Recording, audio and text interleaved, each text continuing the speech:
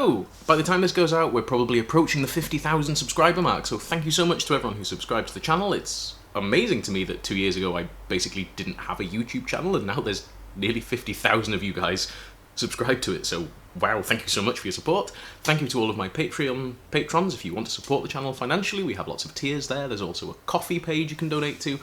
Thank you to everybody who's sent me letters and emails of support. It's absolutely amazing. There will be some 50k stuff happening, like a Q&A, and I'll try and do a charity event as well, so fantastic stuff. You guys are all amazing. Thank you.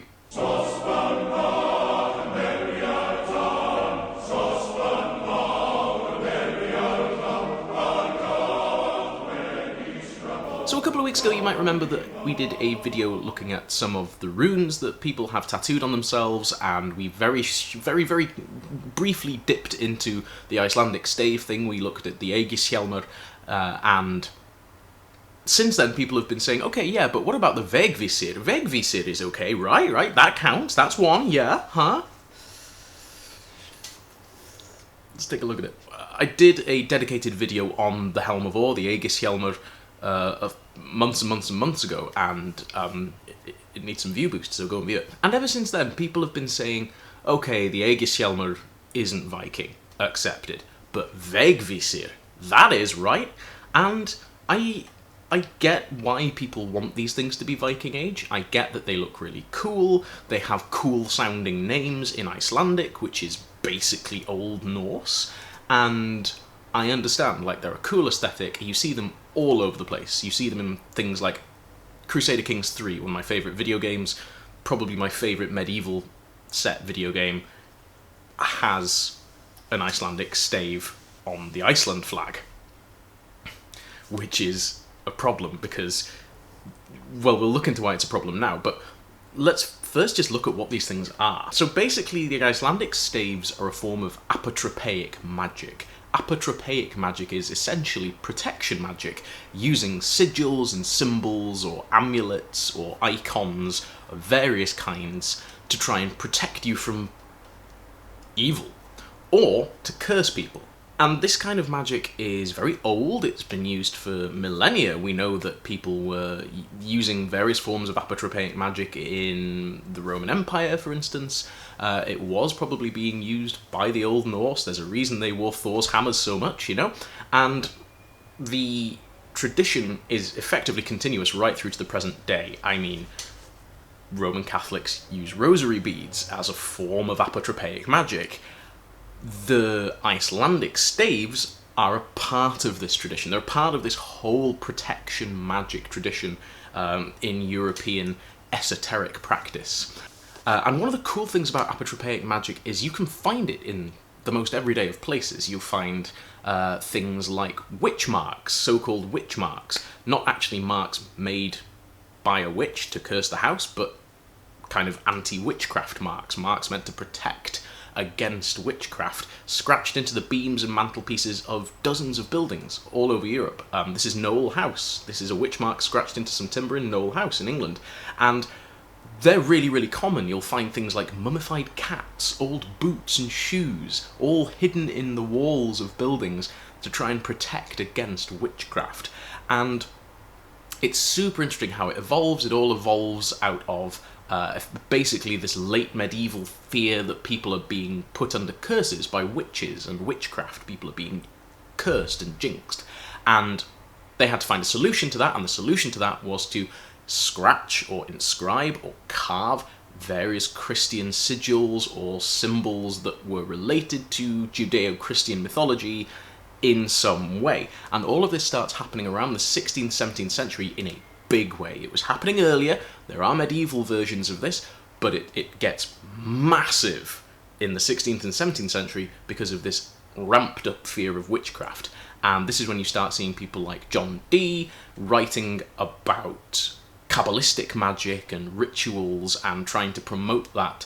And John Dee was actually quite a popular man amongst the crowned heads of Europe at one point, until he started entering into his wife-swapping antics and basically being disgraced across the continent. Whoops. The stuff that John Dee and his contemporaries were doing is all rooted deeply in things like Hermeticism, Judeo-Christian beliefs, and to an extent classical and archaic Egyptian, Greek, and Roman theology. So there is this really interesting long-term influence that I would love to do a video on. Let me know if you guys would be interested in that. I think it'd be super cool. I love esoteric magic. I've got like books on esotericism down there.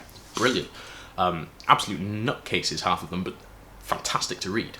So from this tradition, we get a book called the Galdra book, and the Galdra book is a book that I mentioned in my video about the Helm of Awe, which is a book of magical staves and symbols and how to use them. And the key thing that people always forget about the Galdra book is part of the rituals involved are Christian dedications. You have to pray.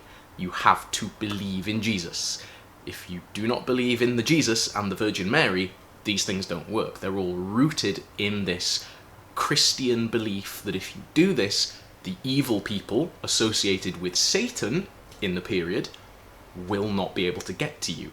They are protecting you from something evil because you are using them combined with your belief in something good, which is the Abrahamic religion that you are following at the time. The earliest one of these that we have, the Galdra book, is dated around 1600 by various people, and it contains things like the Aegishjalmr. It doesn't contain Vegvisir. Vegvisir is meant to be a stave that keeps you from getting lost. So wherever you are, whatever you're doing, you're sailing your ship, you're going for a walk in the woods, if you've got Vegvisir displayed properly, it will protect you from getting lost. That's what it's meant to do. That's not in the Galdra book. Slightly later, in 1670, we get another book from Iceland of Icelandic magical staves, another book on Galdr. This doesn't have it in either, but it does have the Aegishjalmr in it again. So, firmly into the 17th century, they're pretty obviously based off some of the Kabbalistic and Apotropaic magic being used throughout Europe in the Renaissance. There's literally nothing earlier to suggest that they're Viking, except the name, Aegishjalmr, which appears in a Viking Age poem. However, in the poem, it's worn, and there's a heavy inference that it is actually a helmet, not a runic symbol. There's nothing to suggest it's a stave, that it's this stave. It just happens to have been given the name Aegishjalmr 700 years later. It would be like if I named my cat Ivar the Boneless. That doesn't make my cat Ivar the Boneless, the legendary Viking warrior. That's just a cat that happens to be called Ivar the Boneless. Like if I call this watch a Cartier, that doesn't make it a Cartier. Just because I call this my Cartier watch. This cost me £5 in a charity shop. It's absolutely not a Cartier watch. Just calling it that doesn't make it so.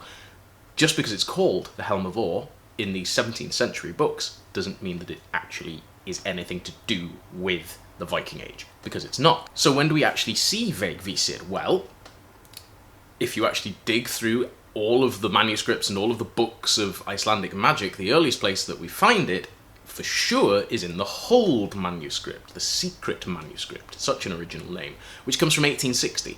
So in 1860, this guy called Geir Vigfusson makes up the Hold Manuscript. He authors the Hold Manuscript, and it is a grimoire. It's full of esoteric symbology. It's got things like the Seal of Solomon in it. It's got the Aegishjalmr in it. It's got loads of these symbols and bits and bobs of magic, and it has the Vegvisir. And this is the first time we see it. Some people have claimed that it is in the earlier 1670 magic book. It's not. I've read it. It's not in there. Stephen Flowers claimed it was in the Galdra book at one point and then recanted that and said that, oh no, actually wait, it was in this book of magic by Olafur Davidsson. Davidsson, incidentally, quite sadly drowned in 1903. He was an Icelandic folklorist. He seems to be a really cool guy. It's such a shame. But he was writing in the 1870s, 1880s. So a Viking Age text, it is not. So in the Hold Manuscript, we have Vegvisir, and Vegvisir is the stave that's meant to protect you. All the way through the Hold Manuscript is an absolute adherence to this Renaissance tradition of all of this stuff works if you are a good Christian person. Like, all of this stuff will work if you are a good Christian. That is the implication in all of these grimoires. This stuff works for you, Christian practitioner of Apotropaic magic, in the European tradition, because you believe in the Trinity and you pray, and it has things like in hoc signo in it. It has it has satyr squares in it in various places. These are the least Norse pagan texts you could possibly imagine people writing, and yet people desperately want them to be Viking Age. Why? Well, part of the reason for that is they've become associated with the Viking Age. You see them on shields, you see them on jewellery, you see them with their cool Icelandic names which look like Old Norse, and therefore people make the leap. Logically, this therefore must be an Old Norse symbol. Then they make another leap, which means, therefore, that it must be pagan. There's nothing to suggest that at all. These are Renaissance Christian magical staves. One of them's probably a 19th century Christian magical stave, pretending to be a Renaissance magical stave. This is a fascinating part of medieval and early modern Christian belief systems. It's absolutely brilliant, and it's really deep, and it is fueled in the 19th century by people like Eliphas. Is he Eliphas? I think he's Eliphas Levi. Editing Jimmy will sort that out. A French bloke who was ordained as a Roman Catholic priest. He became a deacon, and then his life fell apart and he wombled into esotericism. And these people are incredibly interesting to read about. The ideas that they come up with are all rooted in ancient Mediterranean mythologies and Egyptian mythology, ancient Greek philosophy, Hermeticism. We've mentioned all of these before because that's where all of these things come from. They come from Judaism, Kabbalistic magic, early Christianity, early Christian Apotropaic magic. The one type of tradition that I haven't mentioned that you might be expecting me to talk about in depth in this video is Old Norse magic, because as far as we can tell, they have zilch, zip, nothing to do with it. In the Hold Manuscript, the 1860s one that is Geir Vigfuson's one, yeah, there are some mentions of the ancients, but that's it. That's all we get. In Olafur Davidsson's book from just before he drowned in 1903, he mentions the ancients, he mentions the Norse gods, but these are men effectively making stuff up. They do not have any evidence to build any of this on. This is people making leaps of faith and trying their best to write in this time where all of this magical stuff, this theosophical stuff is becoming really popular, it's becoming really influential, and they want in on it. Folklorism in this period is really, really strongly bound up with the roots of neo-paganism, the roots of things like Wicca, magic, all this kind of stuff. And in Iceland, it's deeply, deeply rooted in this desire, this need culturally to go back to the Old Norse, to go back. Well, in British folklore, they're going back to all of the Brittonic and the Pictish and the Anglo-Saxon influences. Where do we in Iceland go back to? Well, we go back to the Old Norse influences, naturally, perfectly reasonably. If you're trying to rebuild stuff, you look to the foundations, but the foundations just are not there. So, is Vegvisir Old Norse? No, in fact, it's even less old than the Helm of Awe, as far as we can tell. So, if you want to get it tattooed, by all means get it tattooed. If you want to draw it on your textbooks, by all means. If you want to get jewellery with it on, by all means, go ahead. I won't stop you, but be aware that it is Christian Apotropaic magic, and it is incredibly far removed from any of what we can tell Old Norse magic was like. Like, as far as we can tell, most of that was based around runes and rituals involving animal sacrifice and occasional human sacrifice. Like, it's really not as easy as the jewellery companies are trying to make it seem. So, there you go. Vegvisir, an Icelandic Christian stave from the 19th century, as far as we can tell.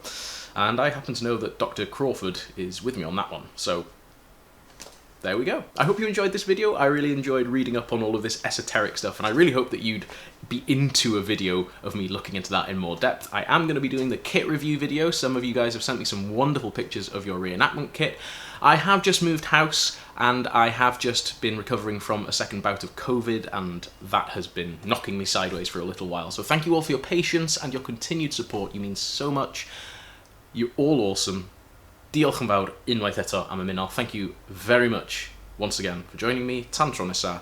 Till the next time, hwyl am y tro. Bye for now.